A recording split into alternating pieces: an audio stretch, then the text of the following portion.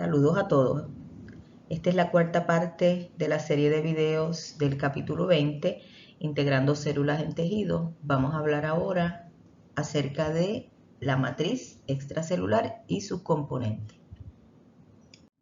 Algunos de los puntos importantes que vamos a trabajar en el video son el hecho de que la matriz extracelular, como hemos dicho antes, es lo que más predomina en los tejidos conectivos, como son tendones y cartílagos. Recuerden que un tejido es más allá de la matriz extracelular, incluye matriz extracelular, incluye la célula. En el caso de los tejidos conectivos hay mucha matriz extracelular, por eso lo usamos como ejemplo. Vamos a hablar del colágeno fibrilar y cuáles son sus funciones y un poco algo acerca de su síntesis y de su estructura. También vamos a hablar de otra molécula que es fibrilar, que es elastina. Vamos a ver lo que son los proteoglucanos, que básicamente componen la sustancia fundamental de la matriz extracelular. Y finalmente vamos a hablar de proteínas como fibronectina, que son proteínas de adhesión que median la adhesión entre la célula y la matriz extracelular. Comenzamos con los colágenos, que ya los habíamos visto esta tabla en uno de los videos anteriores. La mayoría de los colágenos que se encuentran en la matriz extracelular son fibrosos y colágeno es la proteína fibrosa de la matriz extracelular de los tejidos conectivos más abundante. Si miramos la tabla, vamos a ver o vamos a estar hablando específicamente de los tipos de colágeno que son fibrilares.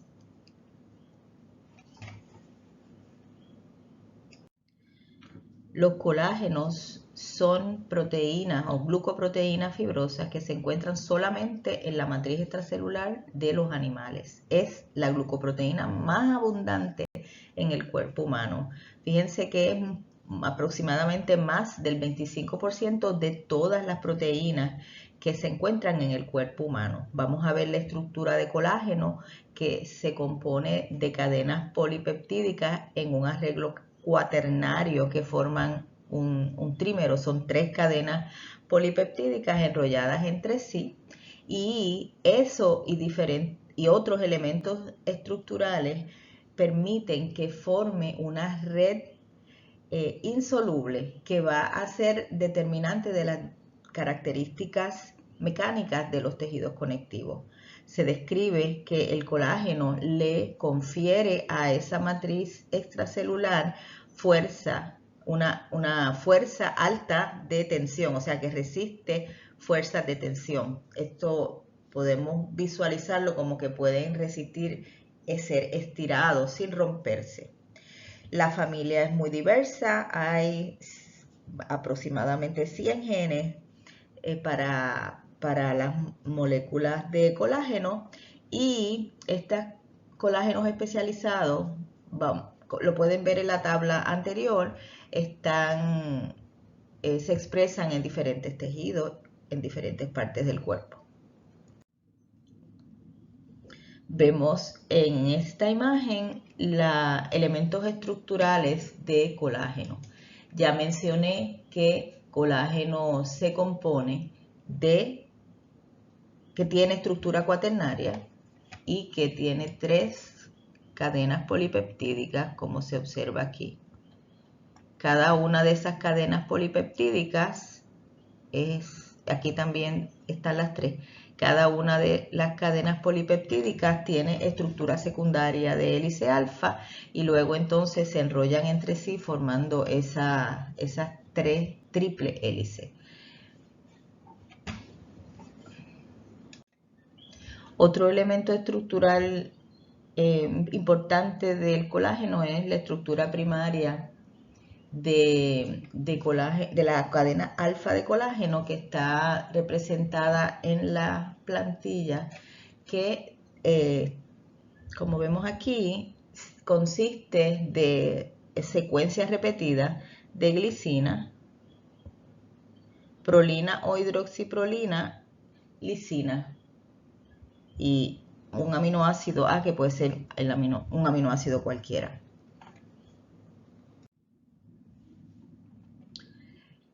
Esta molécula gigantesca, habíamos presentado algo acerca de esto cuando hablamos del tema de síntesis y secreción de proteína. Esta proteína es secretada por las células que están en la matriz extracelular y vemos en los números 1 a 7 el proceso de síntesis, secreción y procesamiento de los colágenos fibrilares.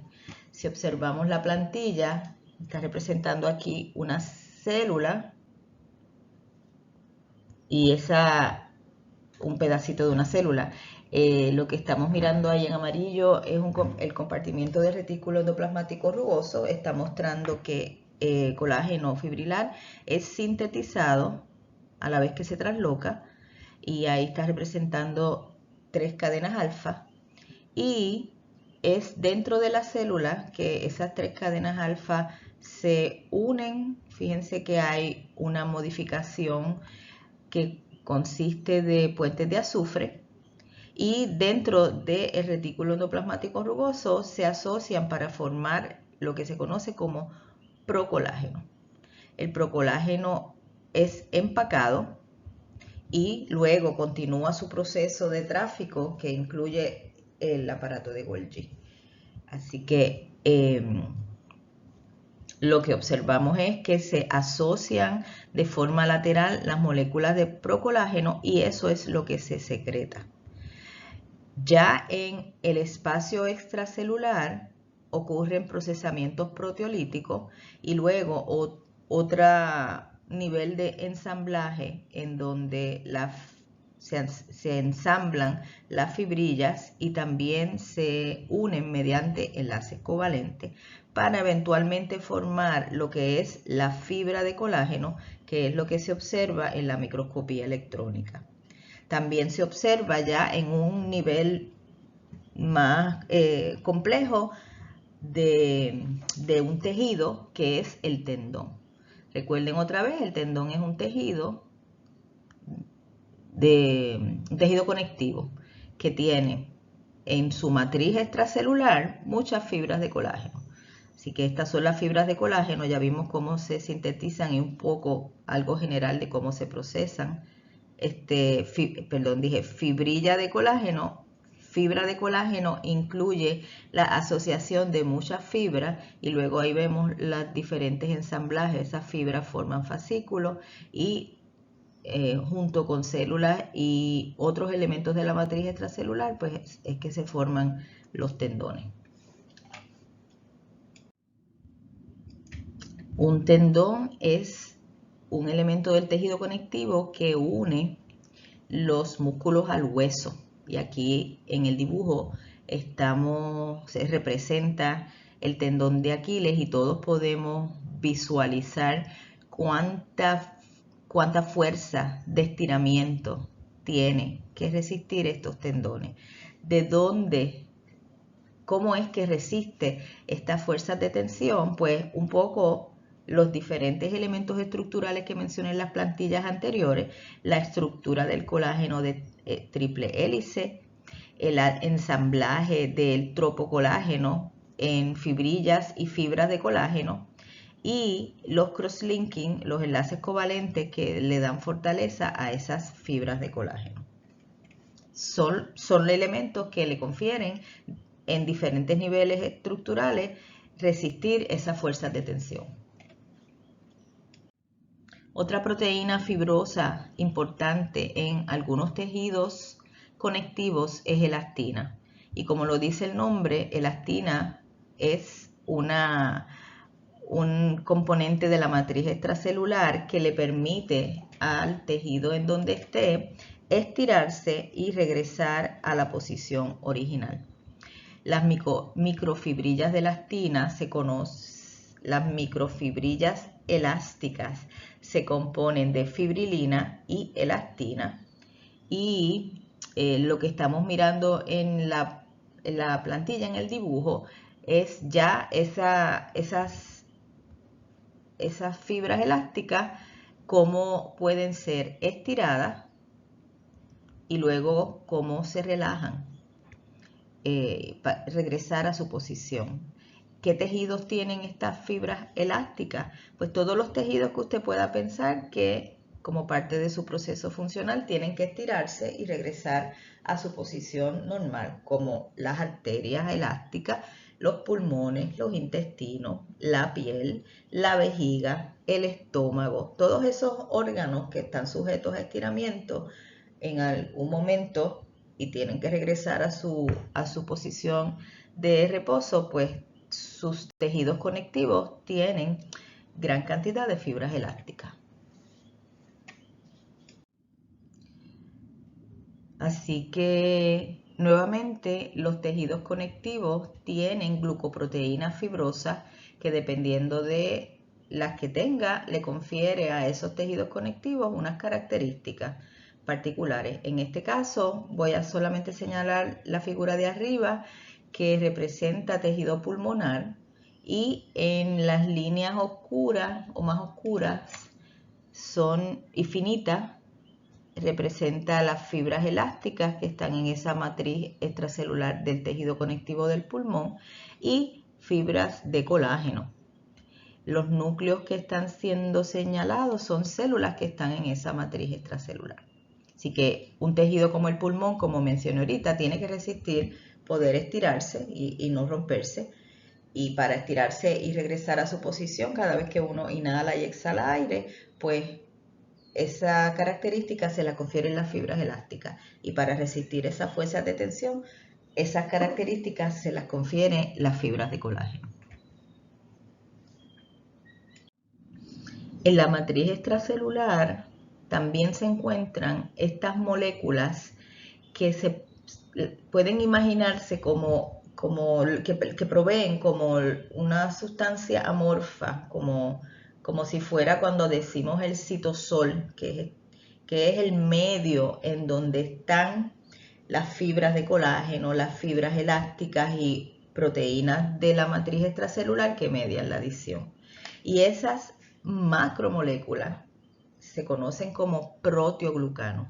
Los proteoglucanos, ya hemos mencionado antes esta palabra, se componen de cadenas de glucosaminoglucanos o GAGs atados a un core de proteína. Vamos a ver la figura de la derecha para mostrar eso.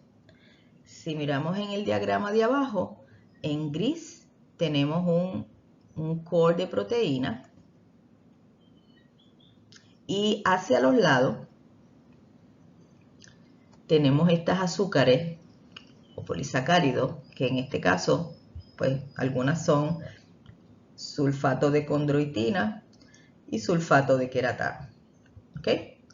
A su vez, ese, como si fuera un bracito, está atado a un polisacárido también, que es una molécula de hialurano.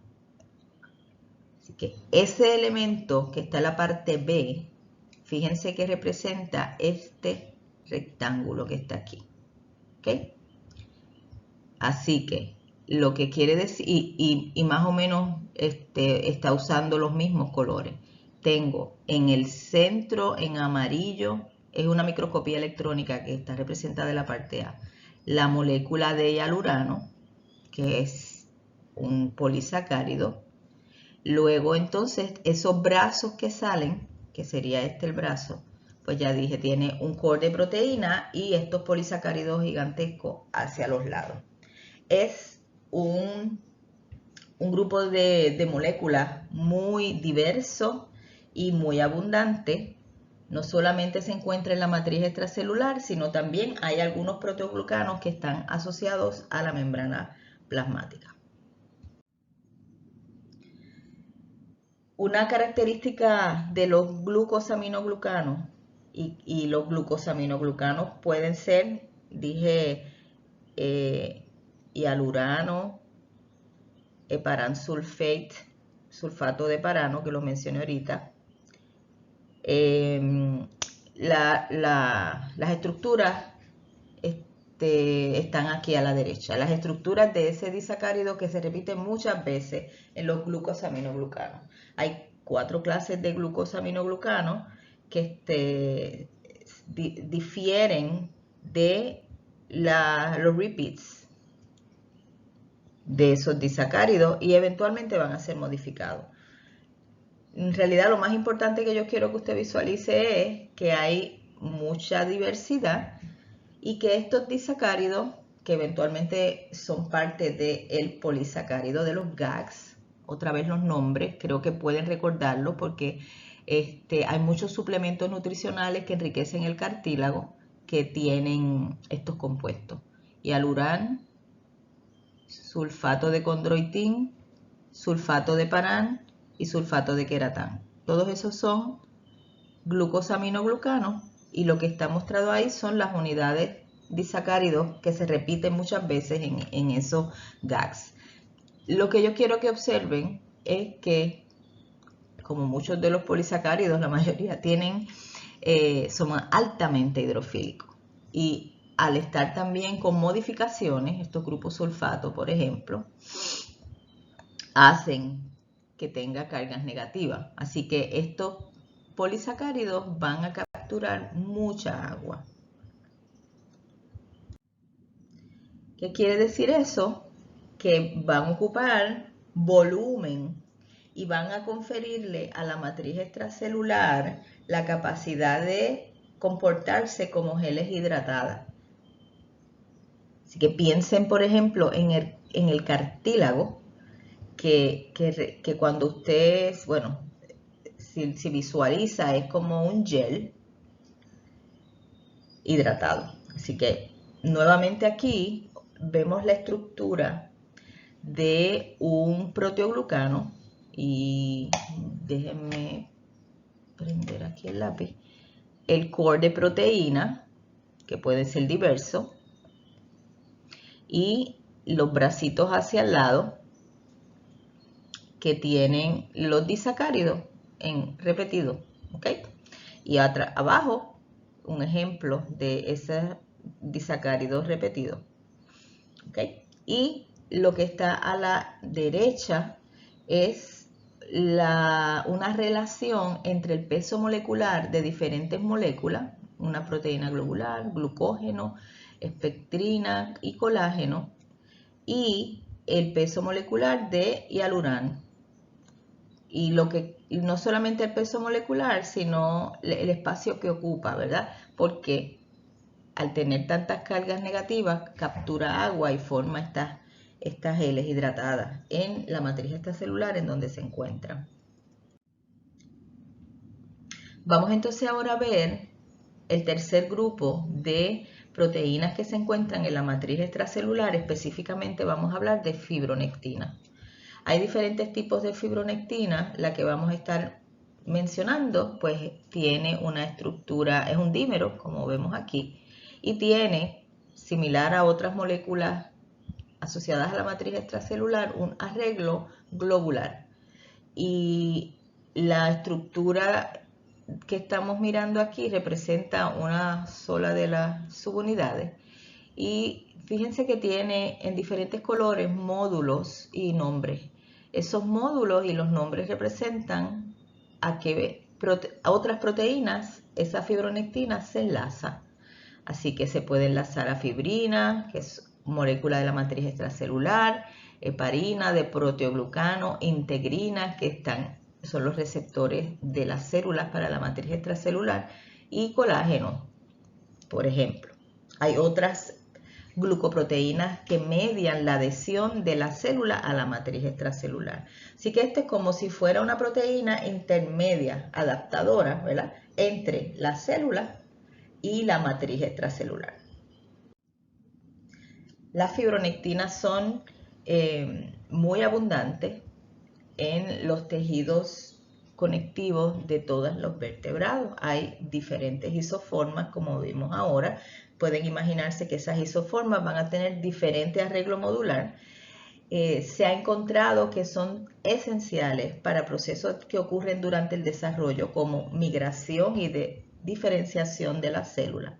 También vamos a ver un ejemplo específico en donde son importantes para el proceso de coagulación de la sangre y también migración de células del sistema inmunológico a tejidos a áreas dentro de tejidos donde hay un foco de infección. La fibronectina, como vamos a ver ahora y como mencioné, permite que las células puedan adherirse a la matriz extracelular. Es como intermediaria y vamos a ver cómo ocurre eso ahorita con ejemplos específicos. Y cuando hablamos de los primeros videos de la adhesión célula a matriz mediado por las integrinas, dijimos que hay una comunicación, siempre he mencionado que hay una comunicación entre la matriz extracelular que le puede proveer información a la célula. Así que en el próximo video vamos a ver cómo eso ocurre. Voy ahora a introducirlo, pero luego específicamente vamos a ver un poco más detalle cómo fibronectina puede influir en la forma de la célula, que es lo que vamos a ver ahora. Después hablamos del movimiento. Y esa forma depende de la organización del citoesqueleto. Ok.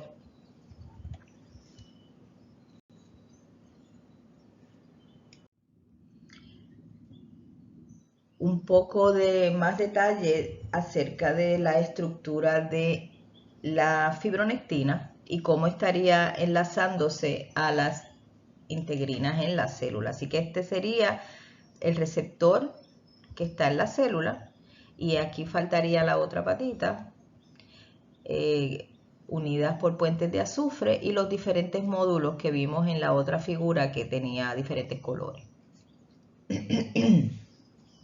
Quiero que observen entonces que una de las formas en las cuales se enlazan las integrinas a las fibronectinas depende de esa interacción con un motif que está en la fibronectina, que son la secuencia RGD.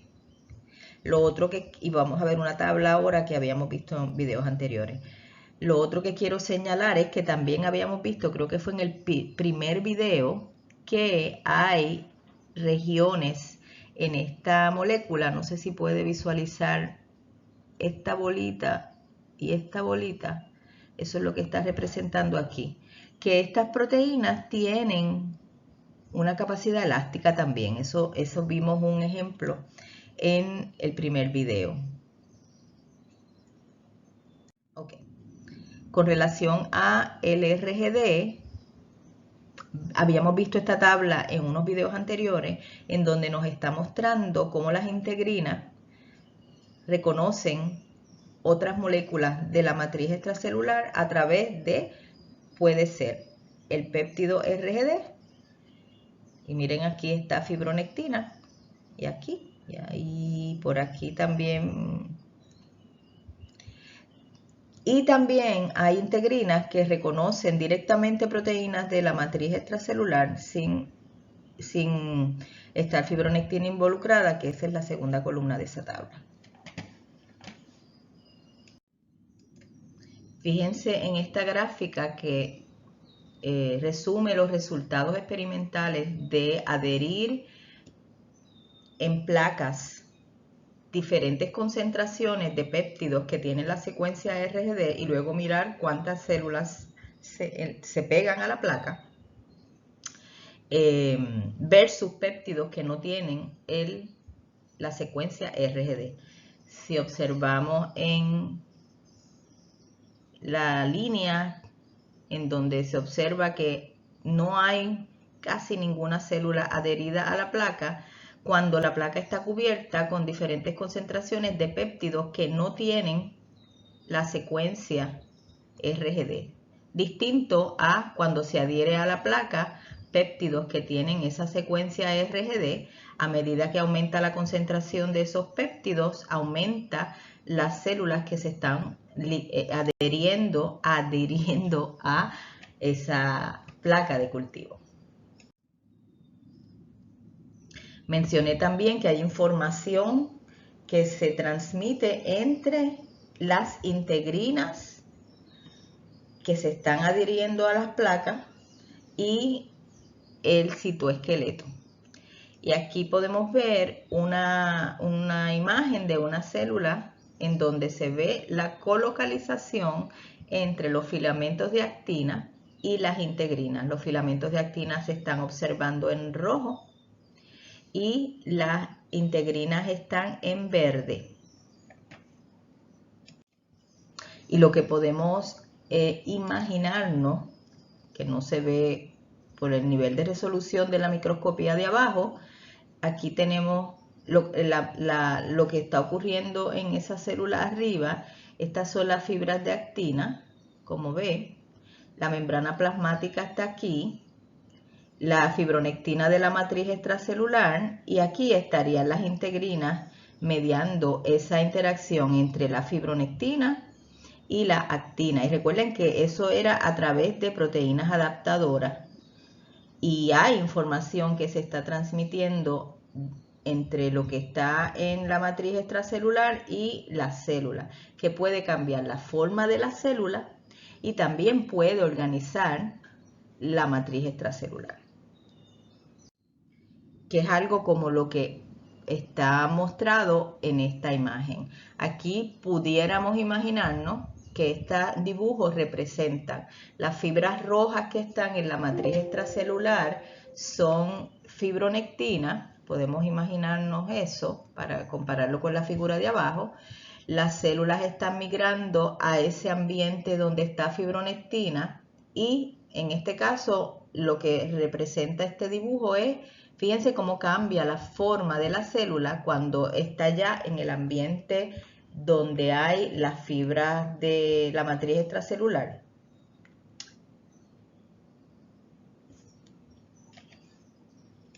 Termino comentando un poco acerca de las propiedades dinámicas de la matriz extracelular. Ya he mencionado varias veces que la matriz extracelular resiste fuerzas mecánicas. Hablamos del colágeno y cómo resiste tensión, hablamos de las fibras elásticas y cómo puede ser estirada y recuperar su posición o su estructura en reposo. La matriz extracelular también está en constante remodelación, así que se forma y se degrada dependiendo del tejido del que estemos hablando. La degradación de la matriz extracelular depende de proteínas que se conocen como metaloproteinasas de la matriz extracelular o MMP, como está abreviado aquí. Estas metaloproteinasas están involucradas en la remodelación de tejido. Importante durante el proceso de desarrollo, que hay células embriónicas que están migrando por matriz extracelular y tiene que haber una matriz que sea conducente a la migración de esas células por ahí. También están las MMPs están involucradas en la sanación de heridas y en la formación de vasos sanguíneos, entre otros procesos celulares. Hay diferentes enfermedades asociadas a las MMP. Pueden ser enfermedades como artritis, cáncer, coagulación de la sangre, y hay proteínas que regulan la actividad de las MMP, como por ejemplo inhibidores de las MMPs. Un diagrama que resume algunos de los elementos que he mencionado, que demuestra la importancia de las MMPs. Por ejemplo, en el A observamos una célula que está migrando y que la presencia de las metaloproteinasas es necesaria para degradar la matriz extracelular a medida que esa célula migra. Vemos también la parte de abajo, en la B, que tiene un diagrama que resume que la presencia de esas enzimas es importante para procesos celulares como división celular, apoptosis y la formación de diferentes estructuras durante el desarrollo. Y En la parte D, pues está mostrando un poco acerca de la regulación. Así que estas proteínas que degradan la matriz extracelular están siendo reguladas por inhibidores y por las mismas células que están en la matriz extracelular. La última plantilla tiene los conceptos claves del video, de este video.